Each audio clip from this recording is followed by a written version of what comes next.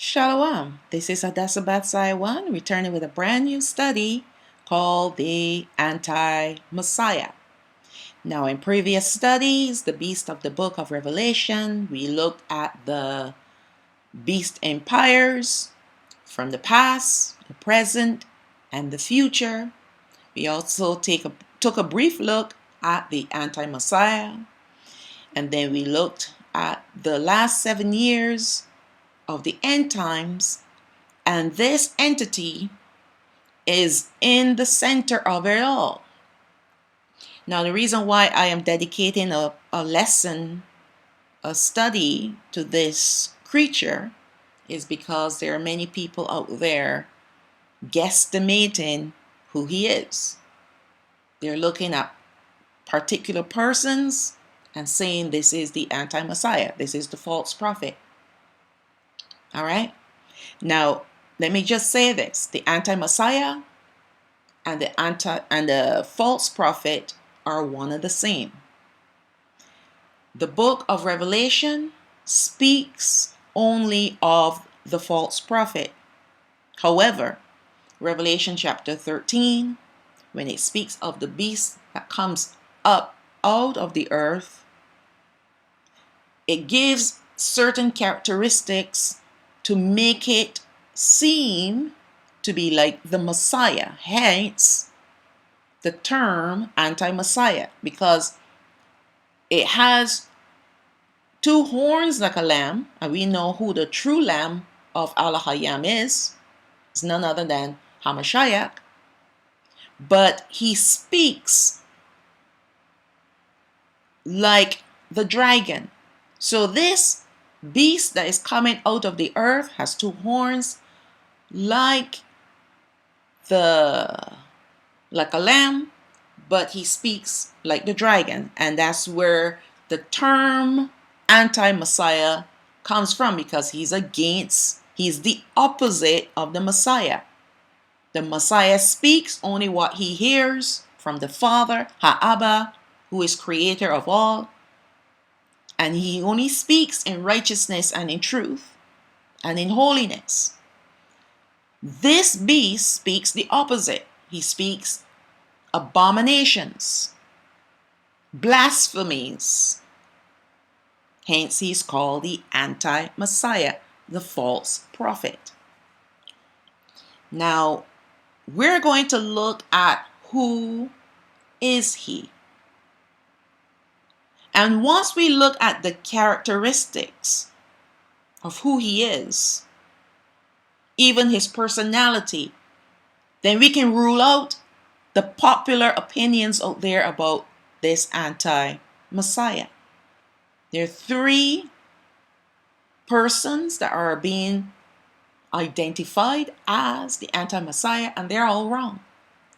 They're wrong. So we'll see why they're wrong. Okay? So let's take a look at this anti-Messiah. Now, many people today have guesstimated who they believe, the anti-Messiah or the false prophet. They're both one and the same. Who it is. And they're misleading others today with their narrative. Now, we'll take a look at scripture to see who he is not versus who he is, and who he will be based on his character found in the Bible. It's all written down. So let's look at Daniel chapter 11, verse 36. This is the book of Daniel, chapter 11, verse 36. And the king shall do according to his will, and he shall exalt himself and magnify himself above every god, and shall speak marvelous things against Al-Hayam of gods, and shall prosper till the indignation be accomplished. For that is determined shall be done. Neither shall he regard the God of his fathers, nor the desire of women, nor regard any God for he shall magnify himself above all. But in his estate shall he honor the God of forces, the God of stronghold, and a God whom his fathers knew not shall he honor with gold and silver and with precious stones and pleasant things. Thus shall he do in the most strongholds with a strange God, whom he shall acknowledge and increase with glory.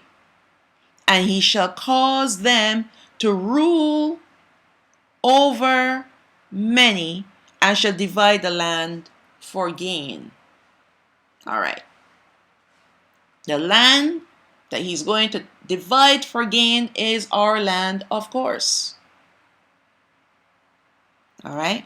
We know that he's going to go in the first 3.5 years with the empire, and he is going to desecrate our land. He is going to give the Most High, Ho'ala Yawan, is going to give him permission to desecrate our land, because he's bringing judgment against him and them in our land. So he's allowing the Gentiles to trod down our city and our land. So he's only allowed 3.5 years to do it. And you know that they've always wanted to divide, and they have been dividing our land all these generations, until now it's just a sliver. And so he's going to go in once again and divide up our land for gain. Okay. So let's look at these 4 verses that seem out of place in this chapter. So if you read Daniel Ya'al chapter 11, it's talking about the king of the north and the king of the south and all the different battles that they went against each other. And then suddenly, sandwiched in the midst of this chapter are these 4 verses actually. And you can almost glaze over them. But really and truly, remember that our book has been tampered with. They've taken quite a lot of information out and put some false information in, changed the names, changed the titles, changed our feast days. Right? They've moved verses around, chapters around. They've done what they can to keep us confused. Thankfully, we have Ruach HaKodesh, who is the Spirit of Truth. He is here with us to pull it all together, because they couldn't destroy the entire book. No, they could not. What they were allowed to do was given to them to do by the Most High. He allowed them to do it. They didn't do it on their own accord. They have no power to do anything on their own accord and in their own power. All the evil that you see them do or have done is because the Most High allowed them to do it. Because he has an end purpose in his mind. And he knows that at some point of time, they're going to run out of rope, and then they're going to hang themselves. So he's given them enough rope, and then they're going to hang themselves. And unfortunately, we the people, if we get caught serving these creatures that are condemned for all eternity, we're going to be condemned along with them. So knowing that they have done these changes to our manual called the Bible, thankfully we still have Ruach HaKodesh to help us to make sense of what we're reading, to know where the nuggets are hidden. Because the Most High, he hid them. Because it's not for everyone to understand and see. If we want to understand prophecy, we have to come to him. We have to come to Ruach HaKodesh, who is the revealer of all things, for him to reveal to us what the truth is, what to chew on, and what to spit out. So these 4 verses were placed there for our convenience, for our edification. And they describe the character of the anti-Messiah. We know that the king of the north, the king of the south, all the Alexander the Great, they were all type and shadows of the anti-Messiah. All right? So let's take a look now to see what the scriptures are saying about him.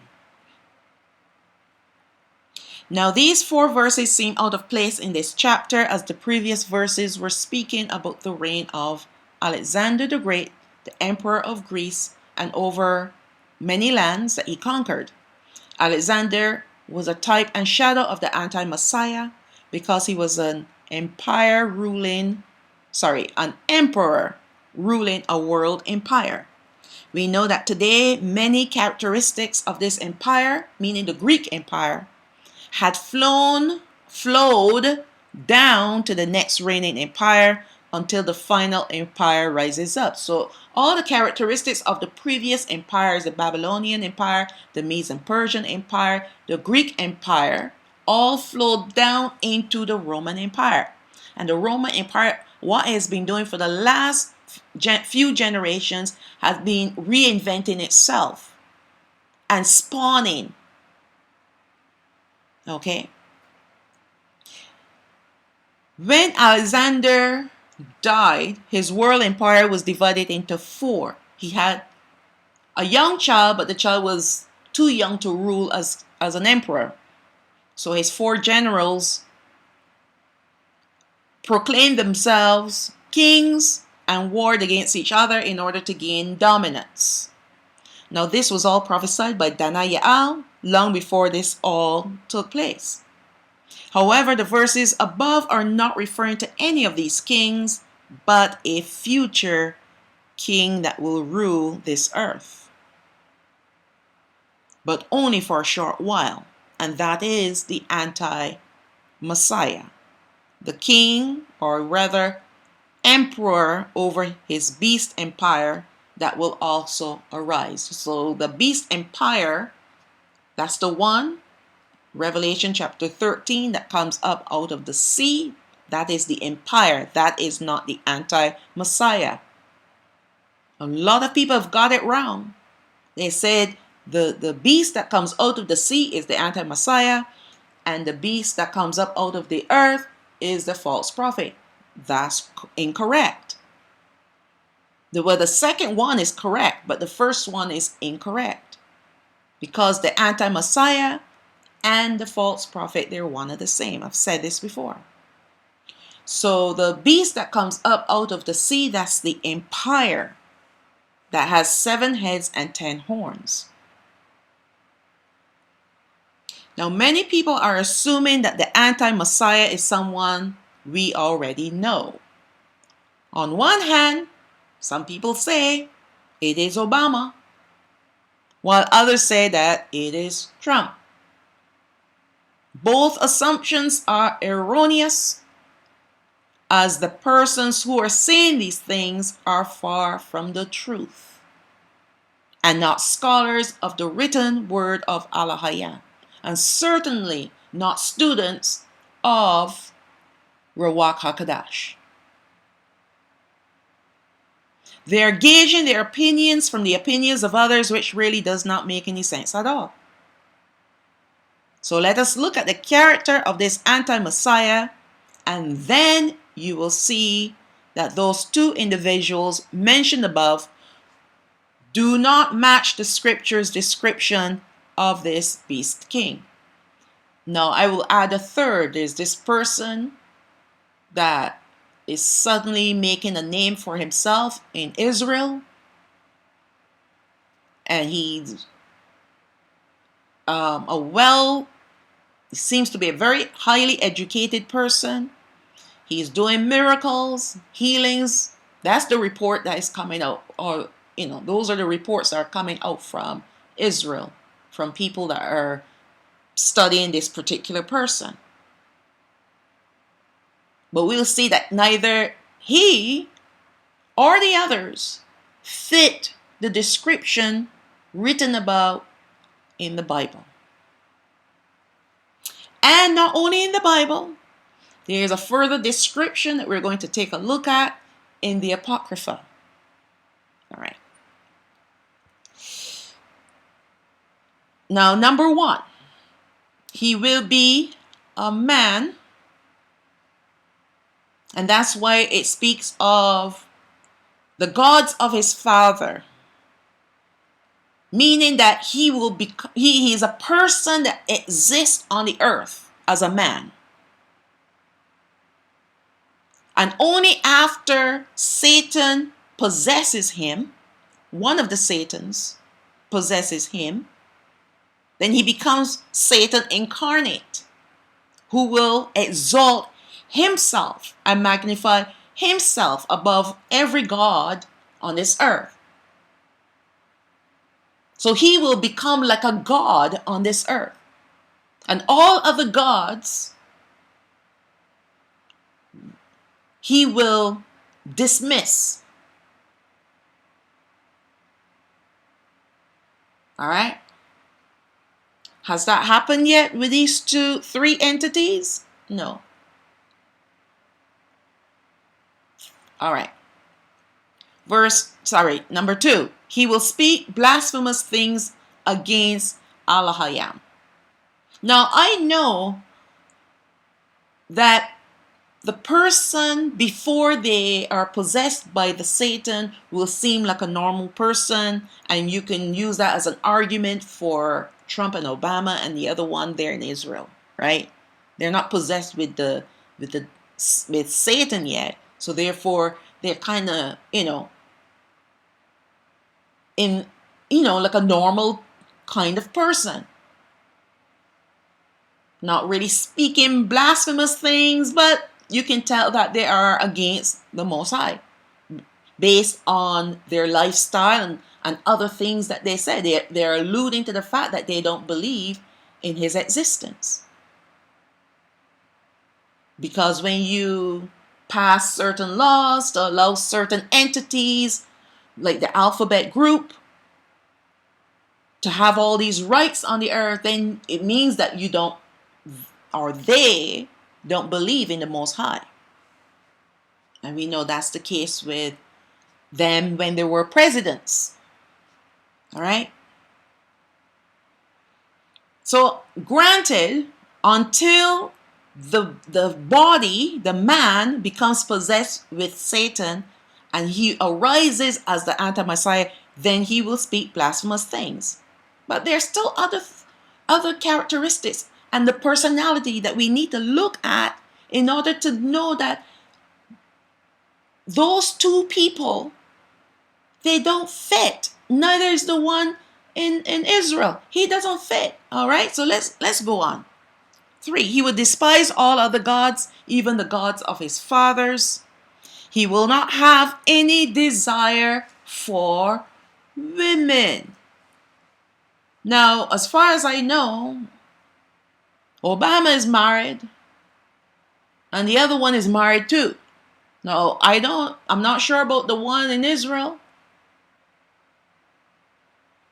Right? I'm not sure if he's married or not, but he still doesn't fit the bill. All right? 5, he will have no regard for any god because he will magnify himself, making himself a god. All right? And he will honor the God of forces, and we know that's Satan, the dragon. Remember, the anti-Messiah, the false prophet, he's going to speak like the dragon, and he's going to cause the whole earth to worship the first beast, which is the empire, and to make an image of the empire and worship the empire, because that's another Satan. Then after they make the image of the empire, he's going to, according to the scriptures, cause it to be able to speak, because another Satan is going to possess it. But to the eyes of the world, it's going to look like he gave power to this statue that will be created so that it has the ability to speak. And the whole world will be in awe behind this anti-Messiah.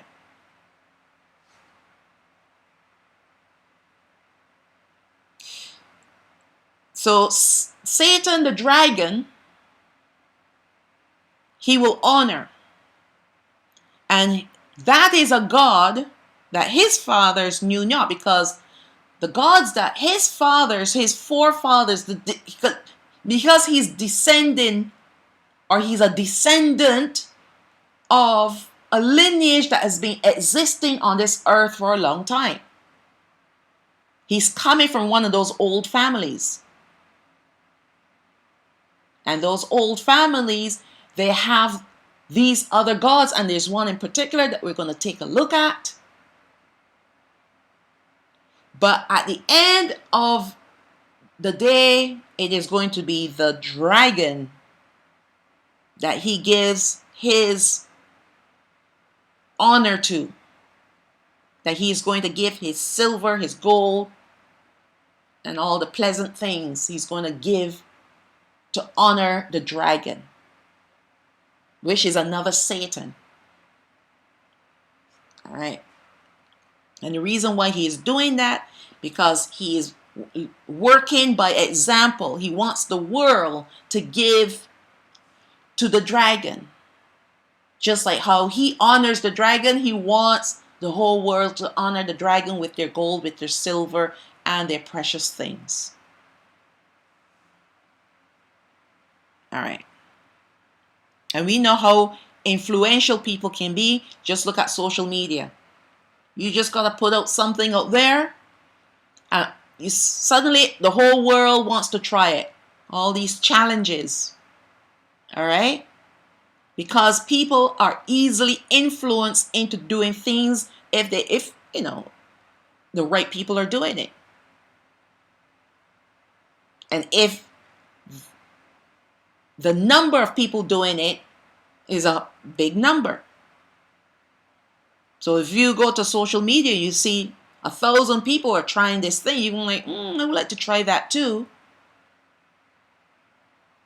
Because people are like cattle, and they have this beehive mentality, because they've been programmed for a while now to think, especially with social media, and then the entertainment industry, including the music. People are programmed to want to flow with the majority of the people. So whatever the majority of people are doing, they want to do.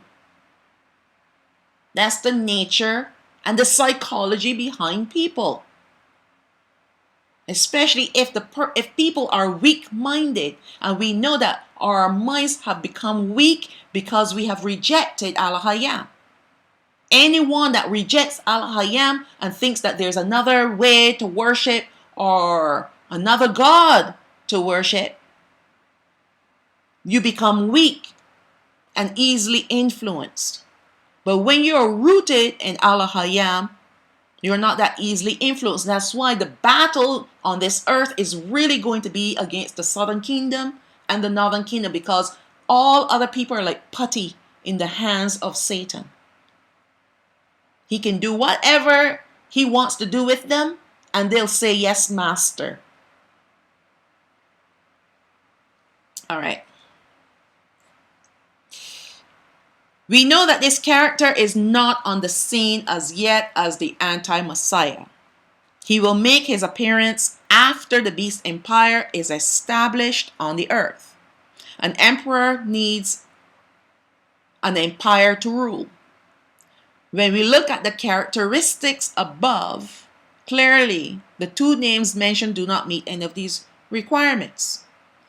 Yes, we can say that Satan must enter into the person for the anti-Messiah to appear, to be the incarnate Satan. Satan in the flesh, in other words. And yes, these two culprits work for the evil one, but they do not match the significant criteria to be anti-Messiah. So let's look at what he will be. He is going to be loved by everyone and seen as a hero, and will seek to bring about unity and peace. Now, these people mentioned, I'm not going to call their names again. Are they loved by everyone? No, they're not. As a matter of fact, instead of bringing unity, what have they done? They've brought division. And they're the two most controversial persons in history when it comes to politics. Especially the last one, the trumpet guy. Because of how ridiculous some of the things that he has done and said and tweaked and all these different things, absolutely uncharacteristic, or on get the right word. It is not the characteristic of a president. The character of a president is that of what? Polish. He's supposed to be polished. At least the ones that we've had in the past, or we've seen in the past, they were polished, they were professional. But this one seems to be like a, someone completely the opposite. All right. And then the other one, the one before him, a lot of people thought that, okay, because he's a dark-skinned one, that he's going to be for the people. He turned out to be against the people. All right. So he's not loved by everyone. Both of them are not loved by everyone. But the anti-Messiah, when he comes, he is going to be loved by all. Why? Because he's going to bring unity. Because what we're experiencing right now on this earth is chaos and confusion. But he's going to bring unity, and he's going to bring peace. And that's why the people around the world is going to love him and see him as a hero. Because where all these different presidents and prime ministers couldn't get together and solve the world problems of war and rumors of war, here he comes and he does it. So calm, so cool, so collected.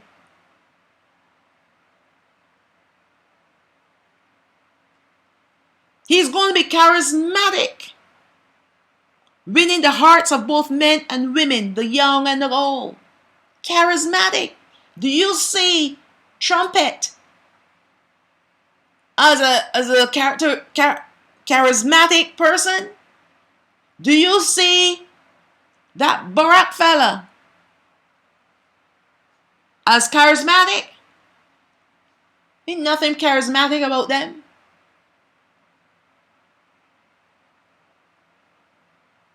Nothing at all. But this person is going to win the hearts of people. He's going to be charming and smooth with his speech. Believable. People are going to believe that he is for them. Because he has come and brought unity and peace when the world was in such turmoil. And he's going to do it in such a charming, charismatic way. You can't help but love him. He's going to be smooth. He's not going to have, he's not going to speak in double language. He's going to be believable. That's why even if the southern kingdom is not going to be here, but the northern kingdom, if they're not careful, they're going to think that he is the Messiah. He's going to be androgynous and effeminate, meaning he's not going to be a man's man. No, he's going to be soft. Androgynous. And this is the reason why that characteristic is being pushed on men and women. For women to behave and even dress like men, and men to behave and dress like women. Now they're talking about toxic males. Like when you're, a red-blooded male and you act like a red-blooded male with your, like a man, they call that toxic. They're pushing men to be in touch with their feminine side. I don't know, that's utter garbage as far as I'm concerned. But what they're underhandedly doing is pushing androgyny, blurring the lines between the males and females, because this character is going to be androgynous. Now, this idea of androgyny has been around for some time now. Now, if you think back about characters, entertainers, for example, and one quickly comes to mind. And you remember back in the day, in the 80s, there was this singer by the name of Boy George. Colorful, androgynous, man wearing makeup like a woman. And you see how he was accepted. Even I remember my grandmother loved him. And anytime he used to come on television singing one of his songs, she used to love watching him because she thought that he was so sweet. He looked so sweet. I remember when I was back in the islands living, in between programs, if they were a little bit early before the next program started, they'll have a little entertainment in between. So they used to bring this George guy on with his hair, his long hair, all in different colors, and the makeup and his colorful costumes. And boy, did the people love him. I loved him too. But I was a sinner back in those days. I didn't know any different. But he was a favorite with everyone. Why? Because he was charming. He was charismatic. He was androgynous and effeminate. So the feminine side of him impressed me as a woman. Well, as a young female. All right? So this anti-Messiah is going to have that quality where he is going to be loved because he is so in touch with his feminine side. He can actually understand women. He can understand what their needs are, and he sympathizes with them. But yet, on the other hand, because he is a man, and we know by that time, a lot of the young men will be already like him, because all you have to do is turn on your TV and you'll see a lot of androgynous looking men. And if you're living in North America, you just got to walk down the street and you see a lot of androgynous looking men. All right. And very effeminate. Walking around with a pocketbook like a woman, wearing dresses and skirts and feminine clothing. He's going to be very attractive. in his looks, and he's going to be flamboyant. He's going to be a colorful character. Very attractive. And I think that's the reason why a lot of people fell in love with Boy George. Because he was a very handsome man, and he made a very handsome woman. A handsome looking, painted face looking woman. He was a man, but he had the beauty of a woman because of the makeup. He wore a lot of makeup. This one might even start, introducing a little makeup. Who knows? Everything is accepted now. You got men in the top part wearing a suit, the bottom part is a skirt, they're wearing heels, they're wearing a beard and wearing lipstick. Confusing, right? Because that spirit is here. That evil spirit is here and is promoting androgyny, because the anti-Messiah, when he comes, they're establishing a foundation for him when he comes, so that he will not shock the world. As a matter of fact, the world will love him because he is androgynous. Because he is both masculine and feminine. And very attractive. He's also going to be like a magician, causing strange, phenomenal things to happen. We know that he's going to cause fire to come down from the sky. He's going to cause the image of the empire to speak. Oh, he's going to have some powers.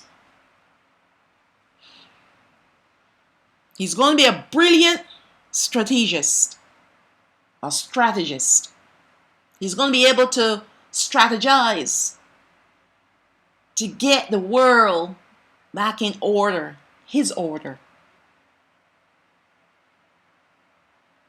Because the world is going to feel like it's out of order.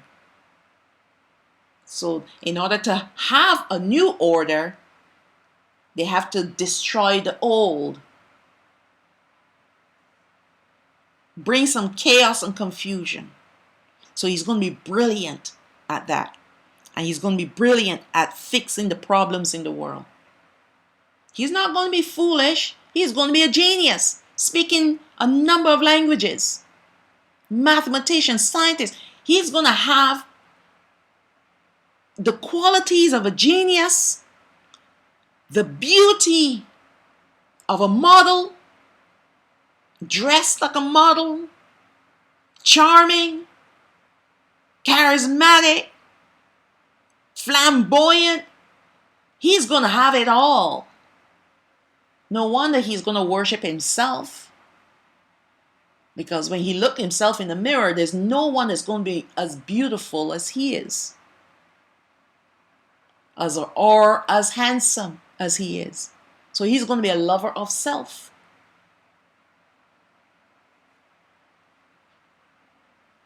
And he's going to be a genius. A brilliant, brilliant genius.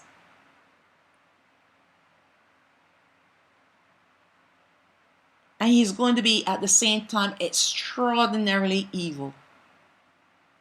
Because if you look him in the eyes, all you're going to see is darkness, emptiness, evil.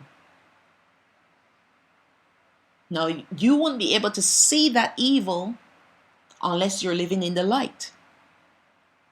If you're living in the light, you're going to shiver when you look into his eyes because of the evil that's in there.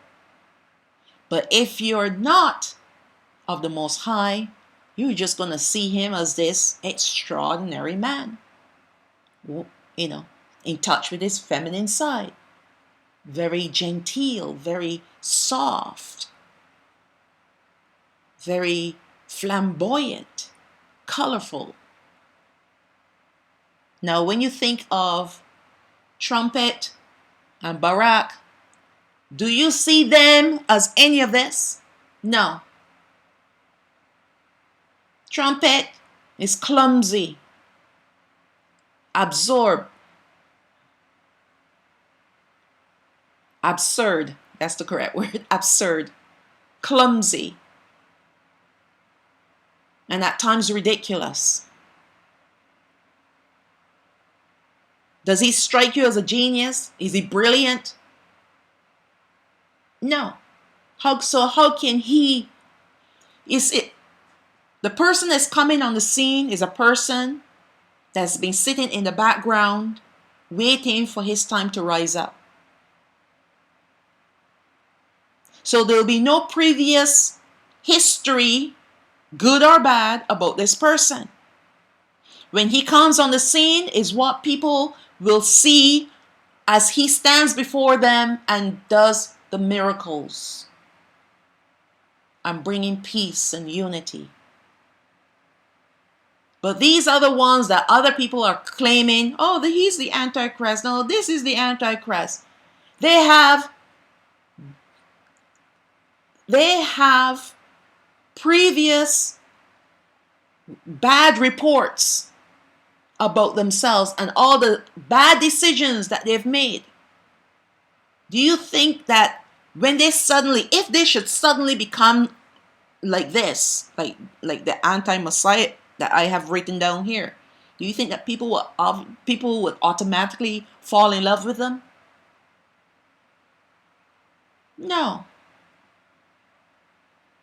Has to be a fresh face on the screen before the people, not these yahoos, these alley cats, because that's what they are. They're like alley cats. They have nothing compared. When he comes on the scene, he is going to be like a light, artificial light, compared to when you look at them. You're going to see how stupid these previous presidents were compared to him. Well, I'm saying, I'm not saying that we're going to be here. No, I already said that we're not going to be here. But I'm just saying, if we were a fly on the wall, this is what we would see. That he will light up a stage and put them in the dark. But the purpose of these entities, these two people that were once presidents, their purpose is to bring confusion and chaos. They're doing their job, and they have done it well. And what the purpose of this anti-Messiah, this false prophet, is to bring it all back together in the format that he has created, the format that he wants it to be in. Totally evil, totally blasphemous. You see, a lot of the things that we had before was based on the Bible. A lot of the laws of the land came from the Bible. A lot of the moral things that we believed in came from the Bible. For example, you can't have two wives. You must divorce one before you marry the other. And various other things you can think of. All stemmed from the scriptures. But what is happening today is the unraveling of morals. The things that made us who we are as people, living within the boundaries that were given to us by the Most High. And what these previous presidents have done is to make sure that those boundaries become blurred. Even the fact that the definition of a woman, the definition of a man, and the things that they can do to themselves to make themselves the opposite. They had to dismantle the morals behind uh, people that think of the feminine gender and the masculine gender. Because 10 years ago, you asked this question, what is a woman? People will clearly give you a definition and an example. Same thing with a man. Today, you ask that question. Old school persons like myself that are not influenced by popular opinion, I will tell you what it is, what she is, and what she is not. But if you ask the young people today, they have no clue. If you ask them, can a man give birth? Oh yeah, I've seen it on TV. I've seen pregnant men. Why? Because the people that have been put in place to blur the lines of morality, they have done a marvelous job of that. And yes, there's some kickback against them, but they don't care. Because the more people they get to hate them, the more Satan loves them and will empower them. And if you doubt me, look at what's happening in Canada.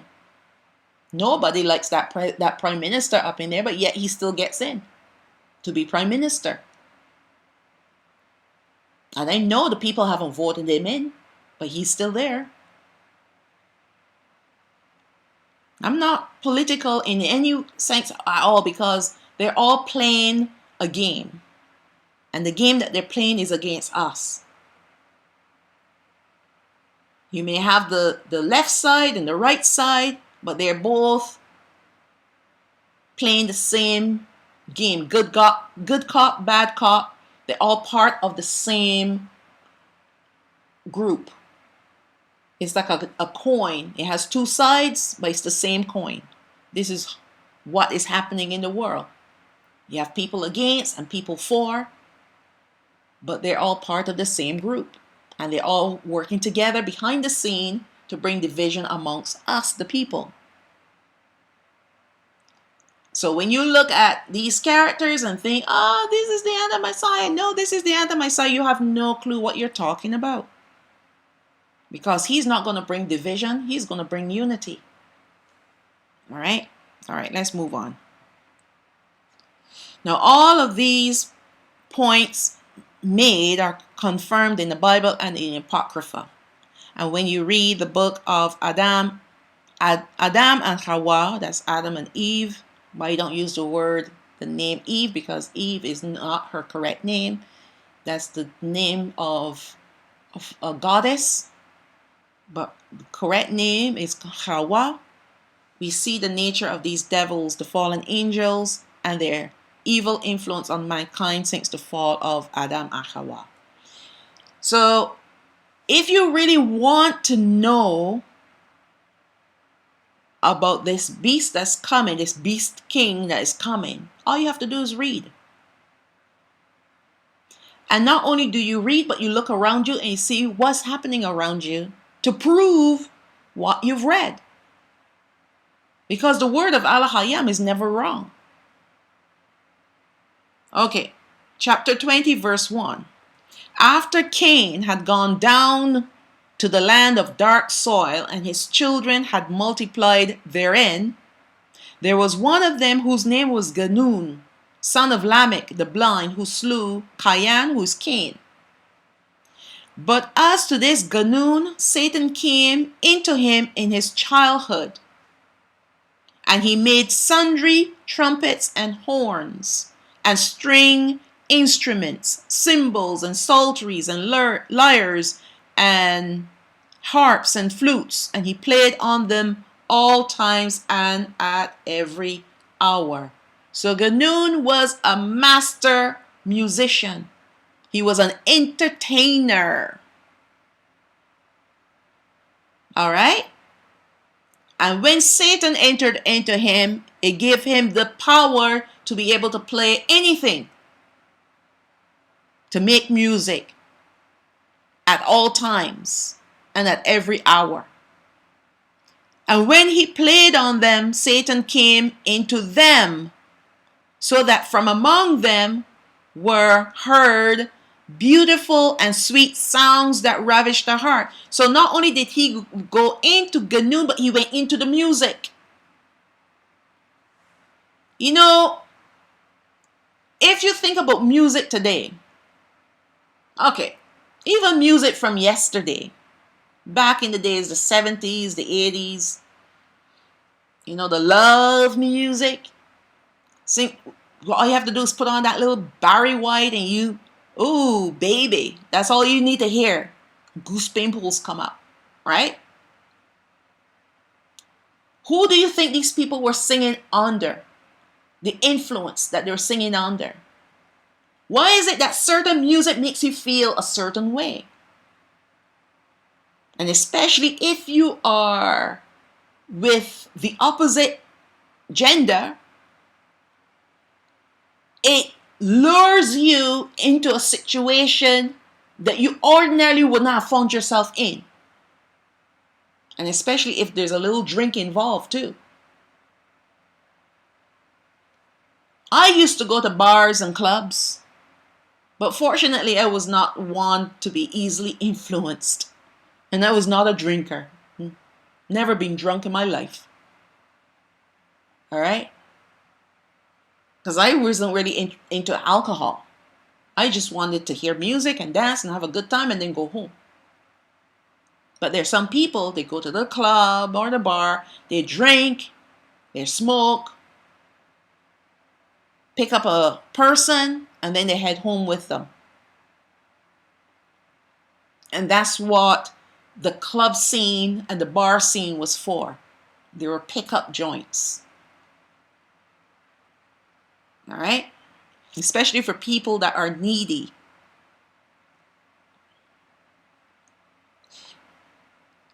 And that's all part of the scenario that Satan has brought on this earth. And it started here with Ganun, master musician. And he played the music.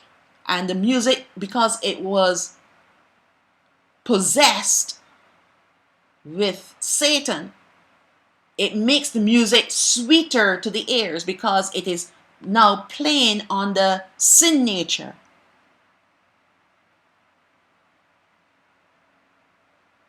I heard some time ago, was watching this person that was involved in the music industry, and this was a very old video back from the 70s, I believe.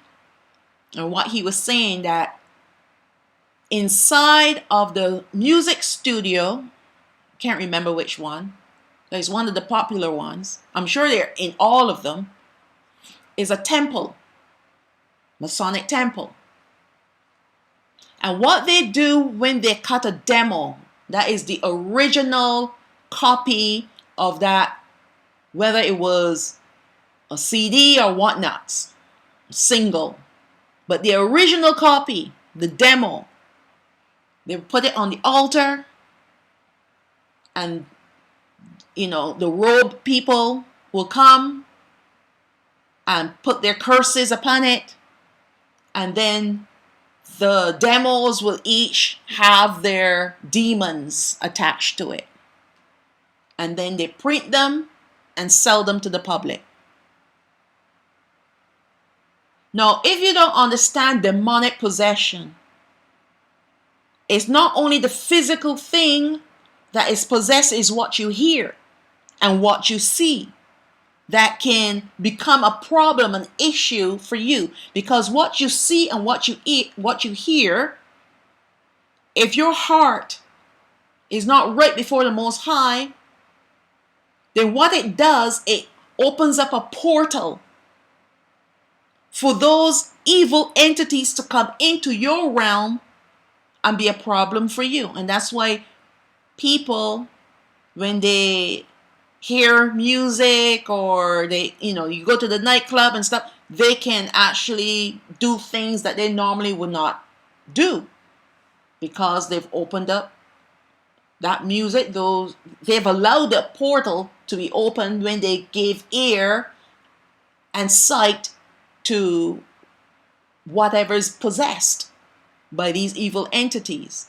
I know this for a fact. It's happened to me. It has happened to me.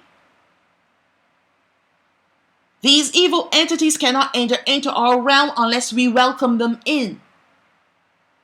And how we welcome them in is when we allow ourselves to be entertained by them.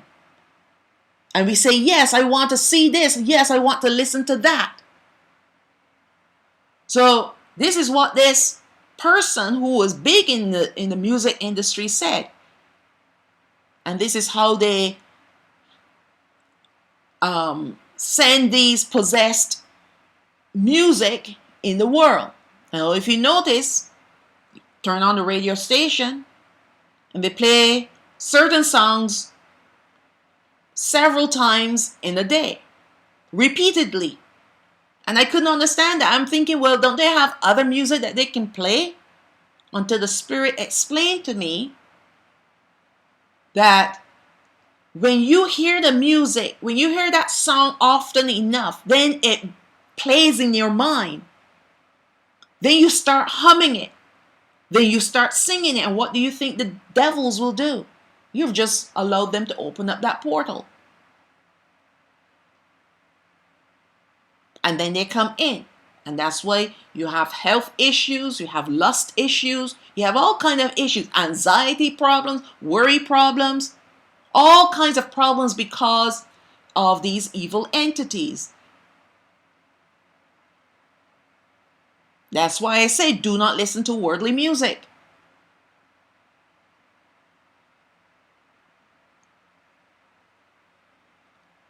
Let's get back to Ginnung.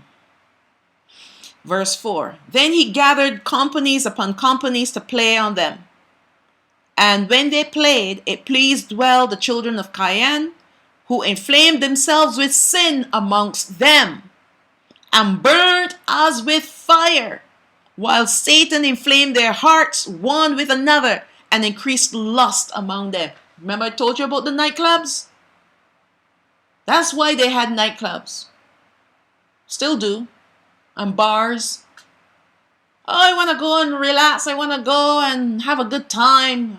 Have a few drinks with my buddies and, pick up a chick here or there, or pick up a man or whatever. And you go there and you listen to the music and your desires start to fan because you got a couple of drinks in you now. And then you look around, your eyes meet this person's eyes, and that's it. That's how he plays us. Verse 5. Satan also taught Ginnung to bring strong drink out of corn. That means alcohol, liquor. And this Ginnung used to bring together companies upon companies in drink houses. You think bars and nightclubs is something new? Happened all the way back in the early days. The liquor houses Ginnung brought into their hands all manner of fruits and flowers, and they drank together, because it wasn't only corn that he made the liquor out of, he made it out of fruits and flowers. So these people were intoxicated, not only with liquor, but they were intoxicated with his music. So Ginnung opened up his own nightclub. He had happy hour every hour. Every hour he had happy hour. And all they did is drank and had orgies together. Verse 6. Thus did this Ginnung multiplied sin exceedingly. He also acted with pride, and taught the children of Cain to commit all manner of the grossest wickedness, which they knew not. and put them up to manifold doings which they knew not before. So whatever pops into your mind, that's what they did. There's nothing new under the sun. All the things that you see happening today was happening even way back then. That's why the Father had to bring the flood. Verse 7, then Satan, when he saw that they yielded to Genun and hearkened to him in everything he told them, rejoiced greatly, increased Genun's understanding until he took iron and with it made weapons of war. So it wasn't enough that he got them drunk and in orgies, but now he wants them to kill one another. Because the more evil that we do, the more power Satan has, not only over us, but in this world. And that's why the wicked ones, they do such gross, wicked things. And especially against innocent people and children. Because Satan's power is increased when wickedness is done. Verse 8, then when they were drunk, hatred and murder increased among them. One man used violence against another to teach him evil, taking his children and defiling them before him. So do you think that pedophilia is something new? No, it was happening all the way back then.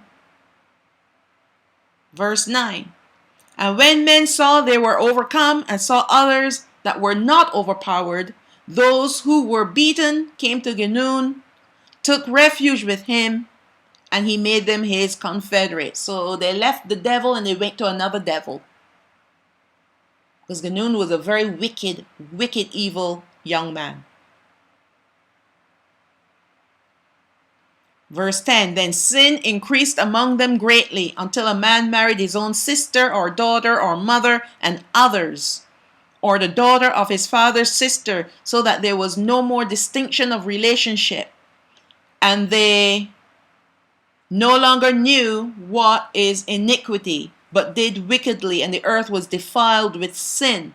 And they angered Elohim, the judge who had created them. So back the way how the Most High in the beginning, when it was Adam and Hawa and they gave birth to Cain and Habal, they both came with sisters.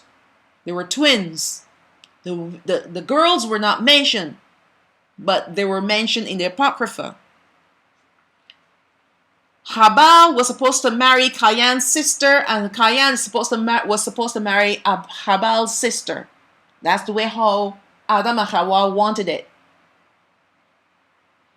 And the way how it was before the law came about marriage, who you can marry and who you cannot marry, men would marry an extension of their family member, but not a close relative.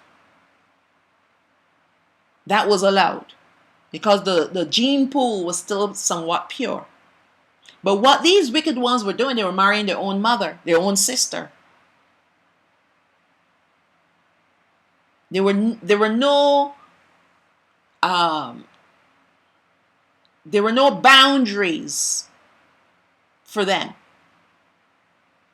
Verse 11, but Genun gathered together companies upon companies that played on horns and on all the other instruments we have already mentioned at the foot of the holy mountain. And they did so in order that the children of Sawath, these are the children of Seth, who were on the holy mountain, should hear it. So now they have been saturated with evil and wickedness. And it's not sufficient that they're killing one another and doing whatever they want to do with one another. They need fresh blood, because that's how Satan works. Fresh blood. And the fresh blood was up the mountain, the children of Sawath. And the children of Sawath, they worshipped the Most High. They were like angels to him. Verse 12, but when the children of Sawath heard the noise, they wondered and came by companies, by groups, and stood on the top of the mountain to look at those down below. And they did thus a whole year. And this is the way how Satan traps us, by capturing our attention. Once he's captured our attention and keeps it, then he starts planting thoughts in our minds. Let's see what happens to the children of Sawath. Verse 13. When at the end of that year, Genun saw that they were being won over to him little by little. How did he know that? Because every time he played the music, they came to listen. And trust me, they weren't just standing there looking. They were probably bopping, bouncing, with the rhythm that Genun was playing. And he can see it. Satan could see it. So Satan entered into him and taught him to make dyeing stuffs for garments of diverse patterns, and made him understand how to dye crimson and purple and whatnot. And crimson and purple those are the colors we saw on the Whore of Babylon. All right, that's why I have it in highlight there. Verse 14, and the sons of Cayan who wrought all this and shone in beauty and gorgeous apparel gathered together at the foot of the mountain in splendor with horns and gorgeous dresses and horse races, committing all manner of abominations. So when we think of the anti-Messiah, like I said, he's going to be flamboyant. He's going to be a colorful character. He's going to be a good dresser.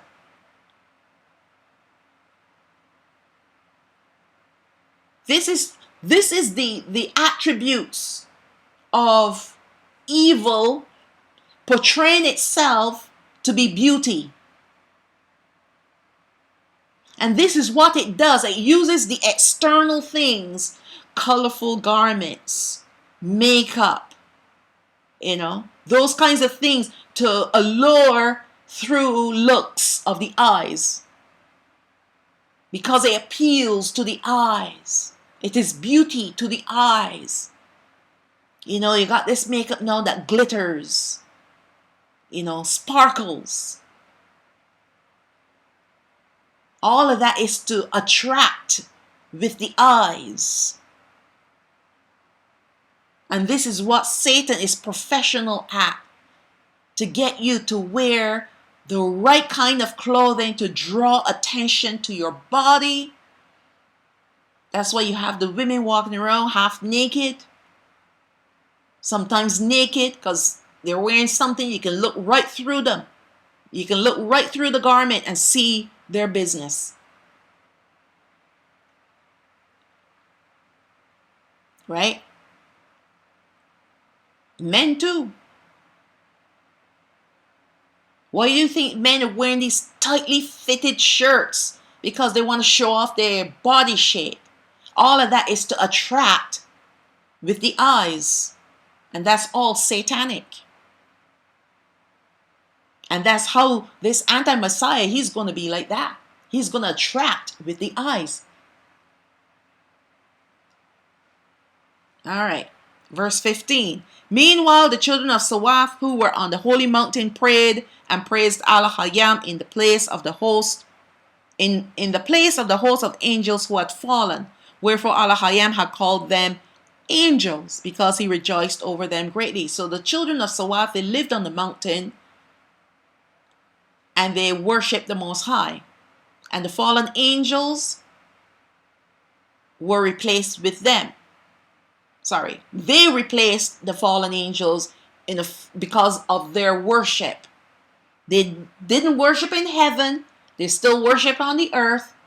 But they were a replacement for the fallen angel because of how pure their worship was. Verse 16. But after this, they no longer kept his commandment. You see, this is the first thing that Satan does, is to stop you from keeping the commandments, keeping the word of Allahayam, tell you you're under grace, not under law. So you don't need to keep the commandments. You don't need to obey the law. You just live your life and enjoy your life because that's what he will want for you. It's all lies. Anyone or anything that turns you away from the commandments of the Most High is turning you away from the light and bringing you into darkness. So the first thing that the children of Sawaf did is to stop keeping the commandments. First of all, no. The first thing they did was to go and listen to the music by standing on the mountain and looking down and watching what those hooligans were doing. And the second thing they did was to stop keeping the commandments. Nor held, still verse 16, nor held by the promise he had made to their fathers. So they didn't keep the commandments, neither did they keep the promise. But they relaxed from their fasting and praying, and from the counsel of Yarad, who is Jared, their father. And they kept on gathering together on the top of the mountain to look upon the children of Kayan from morning until evening, and upon what they did, upon their beautiful dresses and ornaments, because they were attracted to their beauty and the music. So they were influenced by evil. Verse 17. Then the children of Kayan looked up from below and saw the children of Sawaf standing in troops on the top of the mountain, and they called to them to come down to them. So now this is the next step. Come join us. Don't just stand there watching. Come have some fun. Come have a drink. You know, a little dance. It's not going to hurt you. You can go back up afterwards. Verse 18. But the children of Sawat said to them from above, we don't know the way. Why? Because they've been worshiping Al-Hayam. They've been instructed to stay on the mountain, never to go down into the valley. Right? Because that's where the children of Kayan were, in the valley. They were on the mountaintop because Most High only deals with mountains. And that's where he placed Adam and Hawa, and that's where they had raised their children. But Kayan, after he murdered Habal, which is Abel, he ran away and he lived in the valley, in the low place, because he was a low-minded person. And he took his sister with him. And that's why the Most High told the children of Sawaf, who was the son that was born to replace Habal, they were told never to leave the mountain, stay on the mountain. Everything that they needed was provided for them on the mountain. But now they're saying, well, we don't know how to come down from this mountain. We've never come down from this mountain. Carrying on, verse 18 still. Then Ganun, the son of Lamech, Lamech, I may pronounce it differently from you all, heard them say they did not know the way, and he bethought himself how he might bring them down. So now he's scratching his head, we have some fresh blood to come and join us. We're going to defile those holy ones up there. Oh yeah, that's going to be some fun. Verse 19, then Satan appeared to him by night, saying, there is no way for them to come down from the mountain on which they dwell. But when they come tomorrow, say to them, come you to the western side of the mountain. There you will find a way of a stream of water that comes down to the foot of the mountain between two hills. Come down that way to us. So there's always a way to get yourself into trouble, isn't there? Always a way. And it's the hardest to stay the course of righteousness. Verse 20. Then when it was day, Ganun blew the horns and beat the drums below the mountain as he was wont. The children of Sawat heard it and came as they used to do. Does not remind you of the three boys, the three young men when they were under King Nebuchadnezzar and he built this golden image, and every time he played music, everyone was supposed to fall down and worship the golden image except these three Oborai boys. I don't use the word Hebrew, they're Oborai. The three boys of Yahweh, in other words. And they refused and they were thrown into the fiery furnace. Yeah. That's what it sounds like, because this is Satan's tactic. He uses music to get us to bow down and worship him. And how we bow down and worship him is when we succumb to those fleshly urges, that sin nature. Oh, it makes me feel good, so I do it. Verse 21. Then Ganun said to them from down below, "Go to the western side of the mountain. There you will find the way to come down." But when the children of Sawath heard these words from him, they went back into the cave. That's the cave of treasures where their father Jarad, or is it Yarad? Sorry. That's where he stayed and prayed, because that's where the forefathers stayed and prayed, starting with Adam and Hawa, the cave of treasures. That was like a sanctuary for them. So they went to the cave to Yarad to tell them all that they heard. Verse 23. Then when Yarad or Jared heard it, he was grieved, for he knew that they would transgress his counsel. The only reason why they came to him is to get permission to go down. And even though he would not give it, it didn't stop them from going down. That's how evil is. I already made up my mind, but I'm just going to give you the benefit of the doubt by asking you, because if you say yes, yeah, wow, great. But if you say no, I'm still going to do it. Verse 24. After this, 100 men of the children of Sawath gathered together and said among themselves, "Come, let us go down to the children of Kayan and see what they do, and enjoy ourselves with them."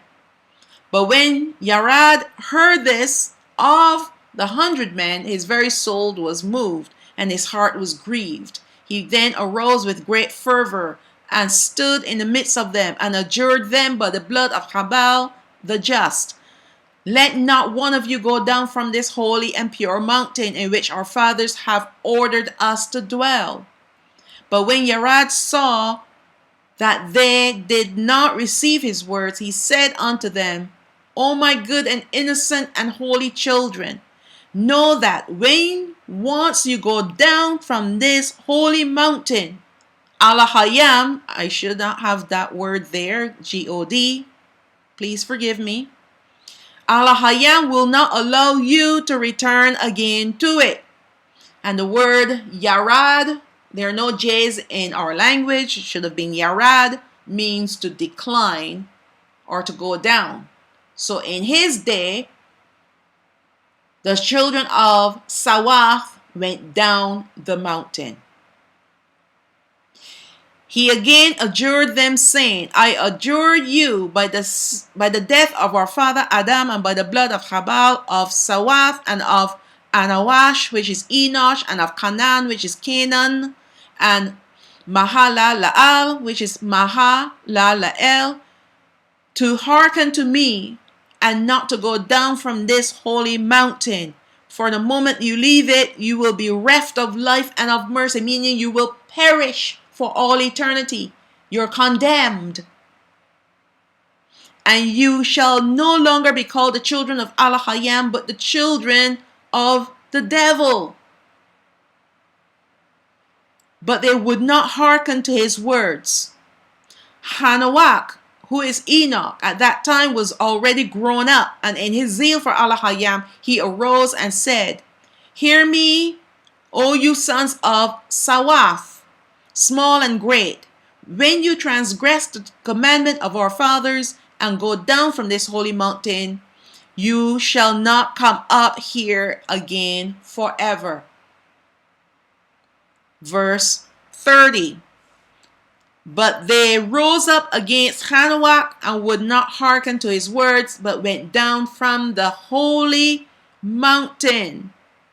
And when they looked at the daughters of Cayenne, at their beautiful figures, and at their hands and feet dyed with color, we're talking about nail polish and maybe patterns drawn in their skin, like tattoos type things, and tattooed in ornaments on their faces. So they had tattoos on their hands and nail polish and tattoos on their faces and makeup. The fire of sin was kindled in them because they beheld them, and it was beauty to their eyes. They forsook the commandments of Elohim. They ignore the counsel of their fathers. So now they were putty in the palm of Satan's paws. And so they look upon these women that if they were in holiness would have been grotesque to them. But because they were already in sin, sin was burning in their hearts, it looked like beauty. Let's see what Satan does. Verse 27. Verse 31. Oh, yeah, we covered that already. I'm sorry. Verse 32. Then Satan made them look most beautiful before the sons of Sawath, as he also made the sons of Sawath appear of the fierce in the eyes of the daughters of Cayenne, so that the daughters of Cayenne lusted after the sons of Sawath like ravenous beasts. And the sons of Sawath after the daughters of Cayenne, until they committed abomination with them. See what sin does? You see, when you ignore Elohim, you ignore his commandments and his laws and his statutes and his judgments, when you walk in your own pride, sin is going to cause you to fall from the high place to the low place until you can't get any lower than the bowels of hell, the lake of fire. This is what happened, and this is what's happening to our people today. But most importantly, because the children, the southern kingdom will be gone, it is the northern kingdom that will have to be careful, extremely careful, when this empire and this anti-Messiah rises up, because he's going to bring beauty, but it will be sin. The things that he will tell the world to do will seem right in their eyes because they are already in sin. But the ones that are righteous before the Most High will have a difficult time accepting the words of this liar, the father of lies.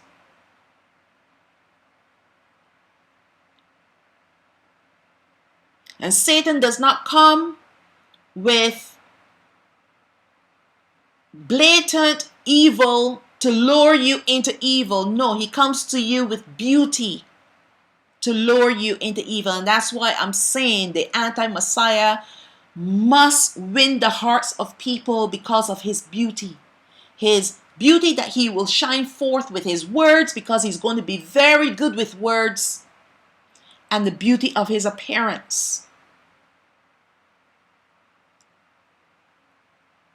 All right. Verse 33. But after they had thus fallen into this defilement, they returned by the way they had come. And these are the sons of Sawath now. And tried to ascend the holy mountain, but they could not, because the stones of that holy mountain were of fire, flashing before them, by reason of which they could not go up again. So after they've satisfied that evil inclination, that sin nature, they were ready to go back up, but they were already defiled and condemned. That's why they have the fire. They will never be able to go up that mountain again.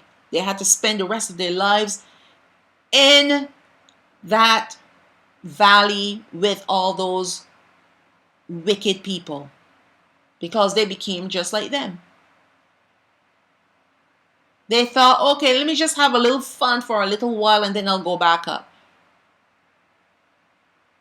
And that's how we behave in this world today. We think we can have our fun for a little while, and then when we're tired of having our fun, then we will turn to the Most High, because for some reason people think that He ruins our fun. He doesn't ruin our fun. He protects us from evil. What you call fun is endangering your life on a spiritual, physical, and even emotional level. And what the Most High has done is give us commandments and laws to restrain us from harming ourselves. But we can't see it from that point of view. All we see is, okay, you're ruining my fun. You're a party pooper. I want to have fun. I want to be able to drink. I want to be able to, have a little fun with the girls or with the guys. And we know how that always turns out. Never good. It has never ever turned out well for people. And do you think that people will learn from those mistakes of other people? Oh no, that will never happen to me. All right. Verse 34. And Alahayam was angry with them and repented of them because they had come down from glory. That's what they did. When they came down from the mountain, they came down from glory, and had thereby lost or forsaken their own purity or innocence, and were fallen into the defilement of sin. Once they indulged, then it is hard, impossible to come back. It's different from us that were born in captivity. We didn't know our identity, didn't know anything. And we were out there defiling ourselves. We didn't know anything. Thank goodness for grace and for the blood of Hamashiach. But they had it sweet because they were in close communion with Alahayam. We weren't when we were out there living in sin. But once He called us and we threw away our pagan worship and our pagan ways, and we came into the flock, His flock, to worship Him, that's it. But there are some that want to have one foot out and one foot in. And eventually what happens to them, both feet ended up being out and no feet in. And then they try to come back in. It's hard for them to come back. It is impossible. All right. Verse 35. Then Alahayam sent his word to Yarad and saying, These your children whom you did call my children, behold, they have transgressed my commandment and have gone down to the abode of perdition. Perdition is hell. And of sin. Send a messenger to those that are left, that they may not go down and be lost. Then Yarad wept before Yahweh and asked of him mercy and forgiveness, but he wished that his soul might depart from his body rather than hear these words from Alahayam about the going down of his children from the holy mountain. He was very upset because this happened under his reign, because Yarad was like a king over his children. Verse 37. And he followed Alahayam's order and preached unto them not to go down from that holy mountain and not to hold intercourse with the children of Kayan. But they heeded not his message and would not obey his counsel. So groups after groups went down the mountain until there were just a few left. And that's why we know only 8 souls survived in the days of Cain and his children. Only 8 souls that were not contaminated. Hanawat was taken up. The other righteous forefathers died, and the only souls that were left were Noah and his wife and his sons and their wives. And they were the ones who went into the ark before the flood. And then after the flood, they're the ones that came out of the ark. Now, I used the entire chapter of 20. This is chapter 20 of the first book of Adam and Hawa, to show you how the Satans will use their evil and wickedness to influence men to do their wickedness. This is how wicked these creatures are. They use Genun like a type and shadow of an anti-Messiah to draw many people under his charms.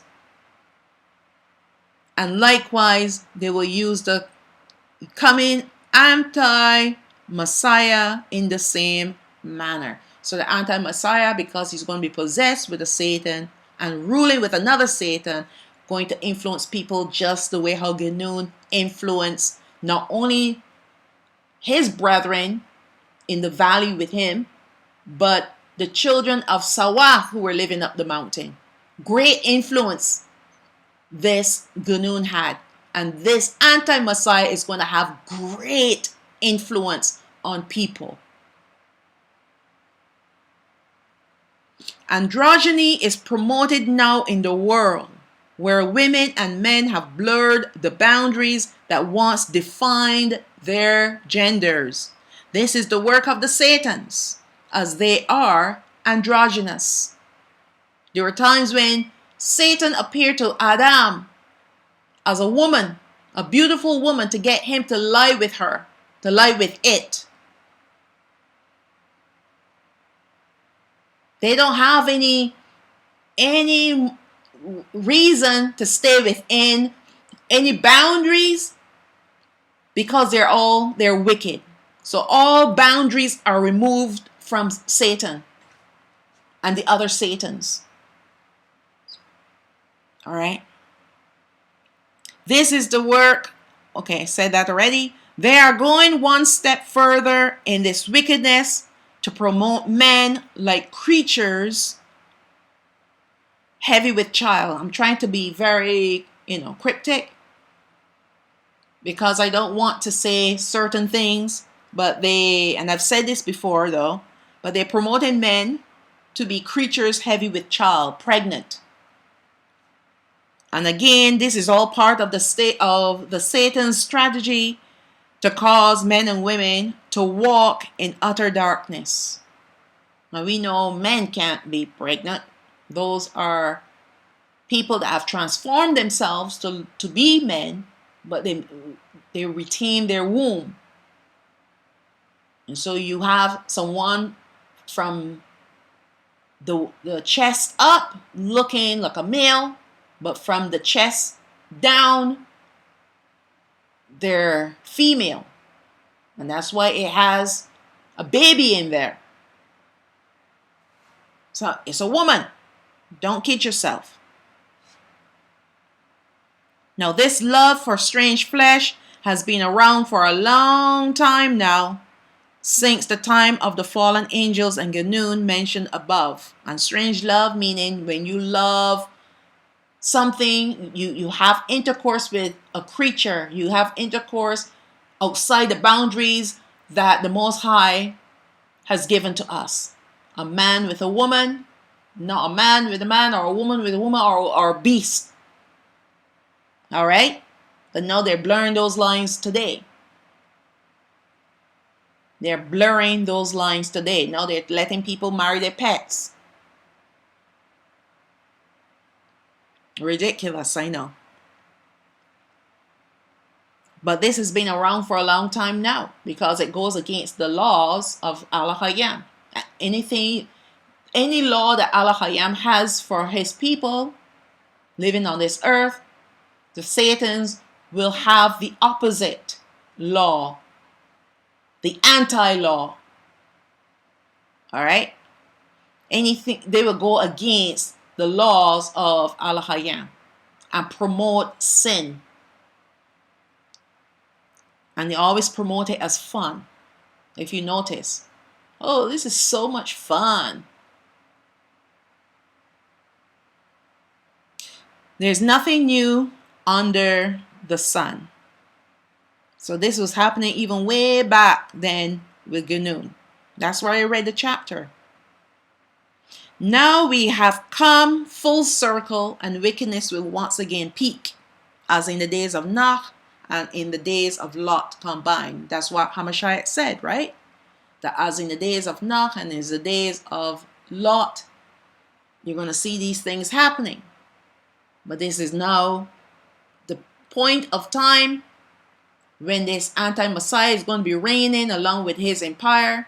Is going to be the peak time where the evil will be at its worst, at its highest, and it's going to outdo the days of Lot and the days of Noah.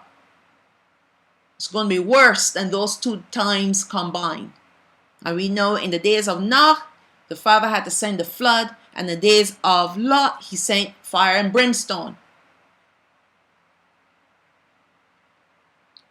But all this evil will be for the last time. So now we're going to look at an image. And I'm sure some of you would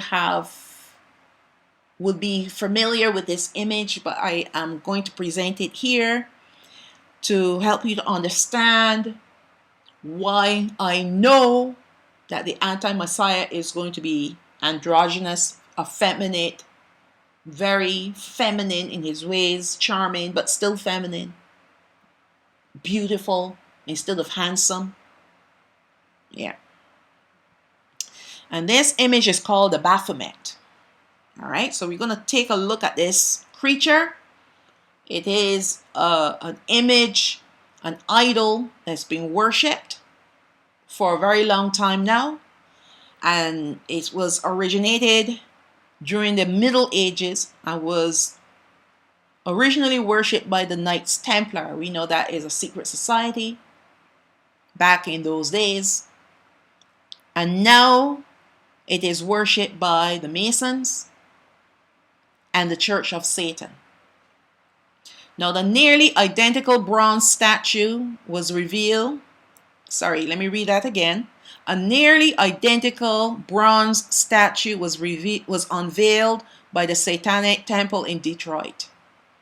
They want to move it to Oklahoma City's Capitol building opposite the Ten Commandments monument. Can you imagine? All right. The difference between this drawn image and that of the statue has no breasts, but it has two children, a young boy and girl, gazing up in awe at this statue. Now this image is the epitome of Satan with all of its symbols and hand gestures and coded messages. So we're going to take a detailed look at this image. Now let's start with the head and feet. Is that of a goat. And I have the number 6 there because the goat, the beast of the field were created on the 6th day. It has a torso of a woman because it has breasts.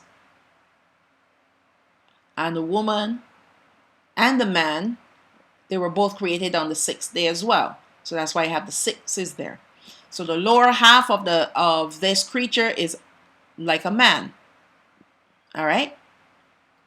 Now this is, how do we know this? Because of the phallic symbol, that phallic structure that is rising up from its lap. It looks like a pole with a ball on top and 2 snakes wrapped around it. That is a phallic symbol. That is supposed to be like a male genitalia, in other words. Now, this is where we can understand the prophecy of Yochanan about the number of the beast. Man and woman and beast were created on the 6th day, hence the number of the beast being 6 666. All right. On his head, he has 2 horns, like a goat, with a lit torch to symbolize enlightenment. Now remember, this goat image, all right, is actually called Pan. Okay, you remember way back then there was a fairy tale called Peter Pan, and every generation they would bring a new video to entertain people to fall in love with this Peter Pan character. Well, this Peter Pan is affiliated with this god, Pan. Pan is a goat god, and so is Peter Pan. Right? So that's the name, the other name of this god, Pan. So on his head, he has 2 symbols with 2 horns with a lit torch to symbolize enlightenment. And he also has a 5-pointed star. Now this star is upside down. But if you flip it up, you have the 2 points to the top and the 1 point to the bottom. It is the head of the goat. Now these creatures, they worship the goat. I remember when I went to Israel some years ago. I visited where King Herod, one of his castles were. And I forgot the name of the place. It was, I forgot the name of the place, but they had a temple there, and it was dedicated to goats and to the goat god Pan. And everywhere you look, you see symbols of goats. So all of this was even happening in our land way back then. All right, this goat god. And that's why you see people, they having yoga with goats. Suddenly the goat is like part of their worship, because it's symbolic of this creature here. Now it has 2 arms. One arm is feminine, that's the one that's pointing upward towards the white moon, with 2 fingers and the thumb pointing inward. And that is to symbolize as above, as within. As above, the 2 fingers pointed upwards, as within, the thumb pointing inward. On the other arm is masculine, with the thumb, the 2 fingers downward and the thumb inward. That's what they should have said. And it's pointing at the black moon. So the 2 fingers pointed downward means as below, and the thumb pointing outward, meaning as without. So the 2 words inscribed on each hand, Solve, Coagula, means destroy and rebuild. So here the phrases that come from these 2 gestures: as above, as below, as within, as without. Solve, Coagula means to destroy, then to rebuild. And that's exactly what they're doing in this world today. So now we're looking at the black wings, which are the wings of an angel, but they're black because it's symbolic of a black angel, a fallen angel. Because we know that the true angels of Allah Hayyan, when they appear to anyone, they're white and shining bright. The lower half is showing a reptilian, scaly lower body. If you look between the arc that's hovering over the lap, you see some scales in between. That's reptilian. All right, so they're showing you that they're reptilians. that this creature is symbolic of who they are, reptilians. And with the phallic symbol that looks like the symbol used for medicine, which we know is witchcraft. Pharmakia. If you look up witchcraft in Greek, you're going to find the word pharmakia. The feet are those of a goat to complete this creature's hybrid androgynous elements, sitting in its yoga-like pose, hovering over the globe Earth. That's what it's hovering over. Telling us that this image will be controlling the earth. The entire earth is going to be under its spell. And we see it today. Today we're witnessing that this evil entity is truly ruling in high ranks in governments and courts all over the world. And these qualities will be that of the anti-Messiah. And this is the reason why they have the trans movement. Whether it's male to female or female to male, they have that because their doctrine, the doctrine of this beast here, of this creature, is to celebrate all these elements in one body. The element of male, the element of female, and the element of beast. And that beast is none other than being possessed by an evil spirit. That's the beast now. And that's why people are doing these things, especially those that are in alignment with this kind of worship, with this satanic worship. And let me just say this. There are a lot of people on television, whether they're actors or singers, that are portraying themselves as one people, as one gender, but they're actually the opposite. All right? Because this is who they worship. They're painting the image, they're becoming the image of the God that they worship. And that's why we know that the anti-Messiah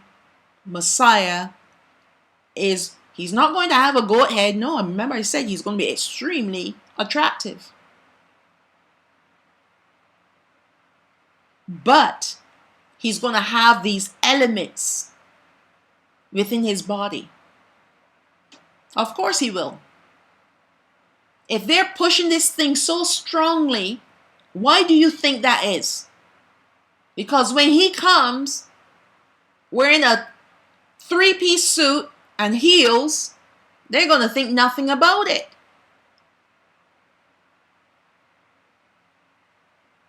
All right? Remember some time ago, this well-known athlete went and got surgery done and got these implants put in, and then all of a sudden it's on the front cover of this famous magazine. That's how he's going to be. But he's not going to make himself look totally feminine. But he's not going to make himself look totally male either. All right? So now, when you look back at the people in question that I mentioned in the beginning, those two presidents, along with the one in Israel, do they fit any of these characteristics? No, they do not. It's going to be a fresh face before the people. Now today we're witnessing that this evil entity is truly ruling in high ranks in governments and courts all over the world. And these qualities will be that of the anti-Messiah. Now I've read it again. All right. Now the two people mentioned earlier on do not meet the main characteristics of the anti-Messiah. There are way too many controversies connected with them that brings only division and anger from those on the earth who oppose their ruling. There's no way that they can recover and become a loved by all person. They're not. And it doesn't matter to them because they're fulfilling their duty for the devil. Now that brings only division. Sorry, I read that already. It will be the direct opposite for the incarnate Satan when he comes on the scene. He will be loved because he will be seen as a man for the people. A sweet man for the people. People are just going to love him. However, in a twinkling of an eye, his charm and goodly appearance will be replaced by the darkest, most evil personality never seen in a person until this time. By that time, he would have full control of the earth as depicted by the Baphomet. The Baphomet is hovering over the earth, showing you that he has control over the earth. Remember the two tattoos in his hand, Solve Coagula? All right. Now the only way to stop him is by the divine intervention that will come through Hamashiach and Allah Hayam to deliver us, their people, Yashraal, the southern kingdom first, then the northern kingdom. This earth will not be ruled by this entity very long. I'm speaking of the anti-Messiah. But his evil will be felt as though he had been ruling for a long, long time. He's going to be so dark on this earth and so evil. And there's no way to escape the evil except by the light of Allah Hayam. That's why I'm saying to my brothers and sisters, do not forsake the commandments of Allah Hayam. Do not forsake Hamashiach. Because when you do, you're bringing yourself into darkness. And when you are in darkness, he can't help you. Because you've made your choice. He's given us all a choice to make. Whom will we serve this day?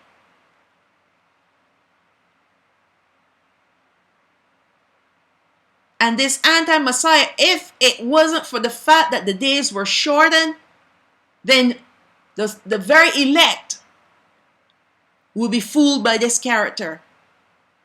But his days are going to be shortened, and the days itself are going to be shortened. To preserve not only the northern kingdom, but the Gentiles that will be chosen to enter into the kingdom with us, to preserve them and our brethren. That's how deadly this creature is going to be.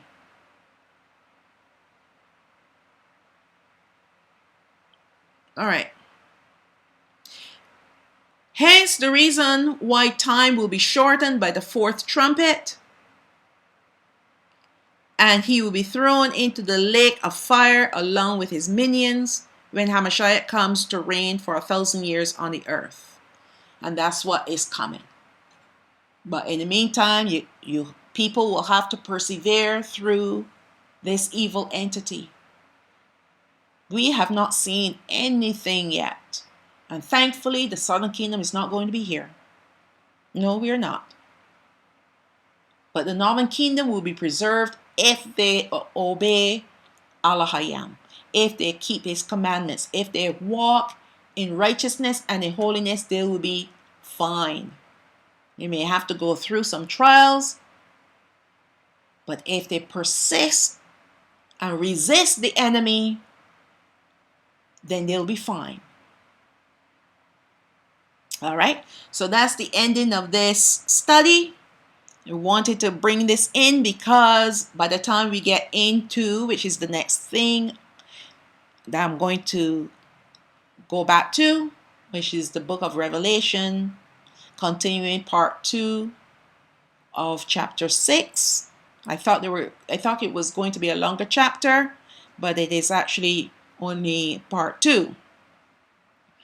And now that we know what these entities are, the roles they play, their characteristics, all the different things that we need to know. So when we go back to the book now and we start to look at the events that are going to take place, we will have the information necessary to understand what is coming and why.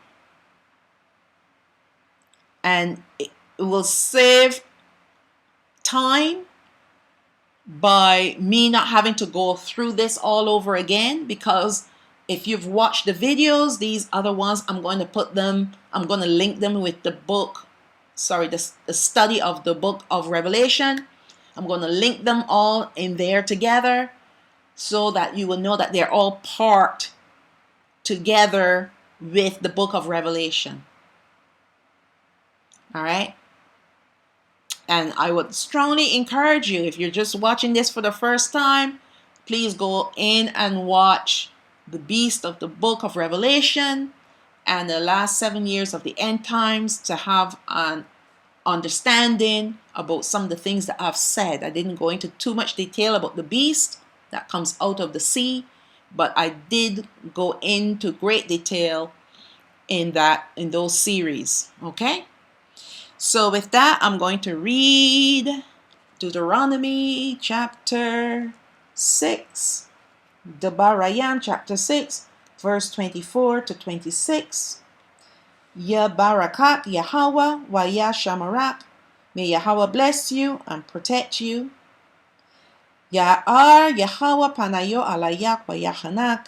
May Yahweh cause his face to shine upon you and have favor upon you. Yasha'a Yahweh panayo alayak wa yasham lak shalawam. May Yahweh lift up his face upon you and give you peace. And I will say, peace, shalom, shalom. All praises to the Most High, Abba Yah.